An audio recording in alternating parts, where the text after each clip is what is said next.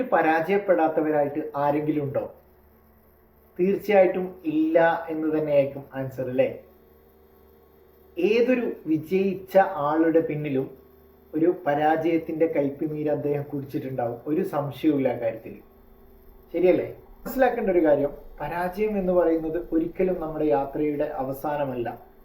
ഇനിയും നമുക്ക് ഒരുപാട് ശ്രമം അവിടെ ബാക്കിയുണ്ട്.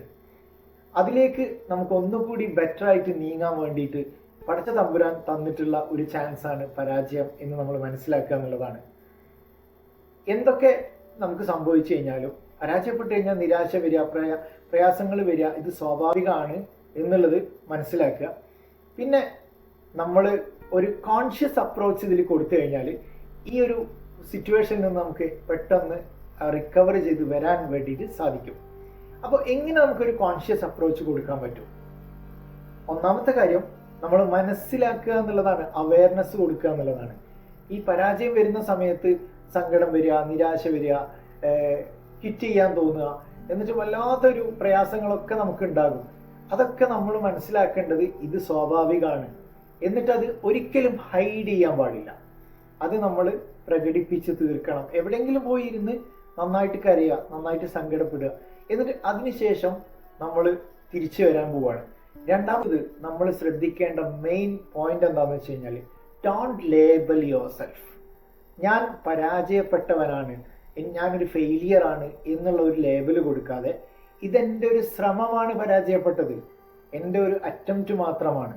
ഈ ഒരു അറ്റംപ്റ്റ് ഞാൻ ഒന്നുകൂടി ബെറ്റർ ആയാൽ എനിക്ക് വിജയിക്കാൻ പറ്റുമെന്നുള്ളത് ചിന്തിക്കുക എന്നുള്ളതാണ്. മൂന്നാമത്തെ കാര്യം, ഏതൊരു പരാജയം, ഏതൊരു പ്രശ്നം ഉണ്ടായാലും അവിടെയൊക്കെ ഒരു ലേണിംഗ് ഫാക്ടർ ഉണ്ട്. നമുക്ക് ലേൺ ചെയ്തിട്ട് അതിൽ നിന്നുള്ള ആ ഒരു എക്സ്ട്രാക്റ്റ് എടുക്കുക എന്നുള്ളതാണ്. എന്താണ് അവിടെ സംഭവിച്ചത്, എവിടെയാണ് എനിക്ക് ഫാൾട്ട് പറ്റിയത്, എനിക്ക് എങ്ങനെ ഇനി നെക്സ്റ്റ് ലെവലിലേക്ക് ഒന്നുകൂടി ബെറ്റർ ആയിട്ട് പോകാൻ പറ്റും എന്നുള്ള ആ ഒരു ലേണിംഗ് നമ്മൾ കൊടുക്കുക എന്നുള്ളതാണ്.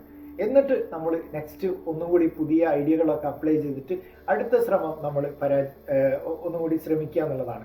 അതായത് ഫെയിൽ എന്ന് പറയുന്നത് APJ അബ്ദുൽ കലാമിൻ്റെ വാക്കുണ്ട്, ഫസ്റ്റ് അറ്റംപ്റ്റ് ഇൻ ലേണിംഗ്. നമ്മളുടെ ഒരു ഫസ്റ്റ് അറ്റംപ്റ്റ് ആണ്, അതായത് ലേണിംഗ്, പഠിക്കാൻ വേണ്ടിയിട്ടുള്ള ആ ഒരു ശ്രമമാണ് ഈ ഒരു ഫെയിൽ എന്ന് പറയുന്നത്. ഒരിക്കലും ഒരു എൻഡാണ് എന്ന് മനസ്സിലാക്കരുത്. അത് നമുക്ക് ഇനിയും ചാൻസ് ഉണ്ട്. പക്ഷെ നമ്മളൊക്കെ അവിടെയൊക്കെ അപ്സെറ്റ് ആവുന്നത് നമ്മൾ ഇതിനൊന്നും ഒരു സമയം കൊടുക്കില്ല, ആ ഇമോഷൻസിനനുസരിച്ച് പെരുമാറുന്നതുകൊണ്ടാണ്. അപ്പോൾ എന്തൊരു പരാജയം വന്നു കഴിഞ്ഞാലും അവിടെ പോസ് ചെയ്യുക, എന്നിട്ട് നമ്മൾ ഒന്ന് ഒബ്സർവ് ചെയ്യുക, എന്നിട്ട് നെക്സ്റ്റ് വീണ്ടും ട്രൈ അഗൈൻ. അങ്ങനെ പഠിച്ചുകൊണ്ട് നമ്മൾ മുന്നോട്ട് പോവുക. അതായത്